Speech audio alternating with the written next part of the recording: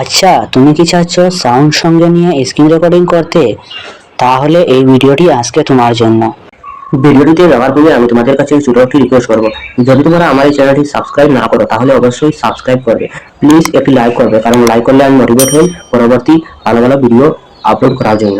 তো অবশ্যই লাইক করবে এবং চ্যানেলটি যদি পারো তাহলে শেয়ার করে দিবে। Let's go. সো সাউন্ড সহ স্ক্রিন রেকর্ডিং করার জন্য সর্বপ্রথম তোমাদেরকে চলে যেতে হবে তোমাদের মোবাইলে থাকা সেটিংসে। তোমাদের মোবাইলে থাকা সেটিংসে এসে তোমরা নিচের দিকে স্ক্রল করবে। নিচের দিকে এখানে একটি অপশন দেখতে পাবে। এখানে দেখতে পাচ্ছ শর্টকাটস অ্যান্ড অ্যাক্সেসিবিলিটি, এখানে এসে ক্লিক করবে। এখানে ক্লিক করার পর তোমরা উপরে দেখতে পাচ্ছ স্কেপচার, এখানে ক্লিক করবে। এখানে ক্লিক করে তোমরা নিচের দিকে আসবে।